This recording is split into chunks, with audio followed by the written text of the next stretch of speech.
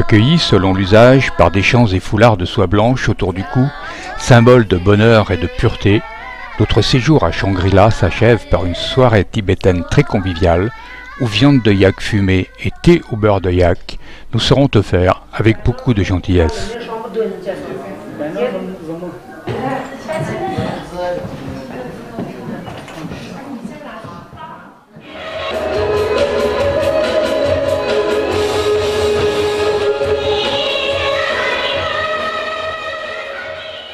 Nous quittons Shangri-La par un temps frais et pluvieux pour rejoindre 50 minutes plus tard Kunming aux conditions météo tout aussi médiocres. Sur le chemin nous conduisant à l'hôtel, nous nous arrêtons un instant au marché de thé pour compléter nos provisions faites à Simao.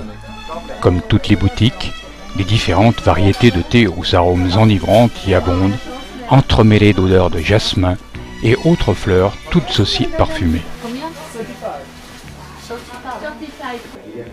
Le temps gris et pluvieux nous contraint à renoncer à la visite du lac Fuxian, à quelques 100 km au sud de Kunming. Nous en profitons pour nous rendre dans un atelier tout proche du lac, propriété d'un Chinois ayant fait ses études en France et parlant très bien la langue. Tapis en soie et broderies chinoises fait main sont de véritables merveilles. Alors je ne sais pas si vous le savez, mais toutes ces photos ont été vendues aux enchères à Paris il y a à peu près 1 an. Ah, je ne suis pas au courant. Allez-y, je peux vous le dire, j'ai le catalogue de la vente. Métiers à tisser et bâtis de broderie sont les principaux outils de cet atelier qui emploie environ une vingtaine de jeunes femmes. Les articles réalisés avec beaucoup de soin sont de grande qualité, majoritairement destinés à l'exportation.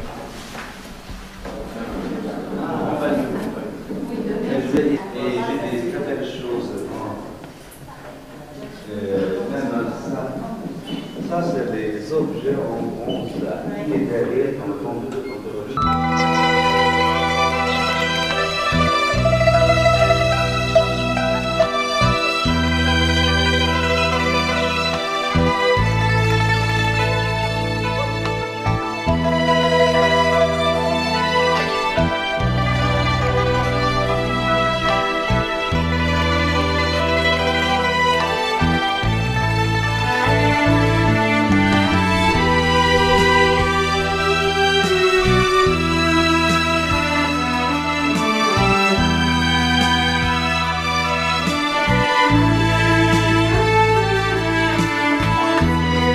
Sur les hauts plateaux du Yunnan, les 2 forêts de pierre de Kunming font partie du manteau karstique qui couvre tout le sud de la Chine jusqu'à la baie d'Along au Vietnam.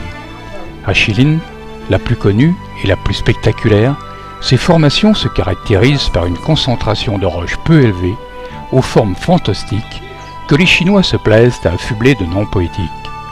Notre voyage se terminera au mont de l'Ouest, parsemé de temples bouddhiques et d'oratoires taoïstes, offrant un magnifique panorama sur le lac Dian.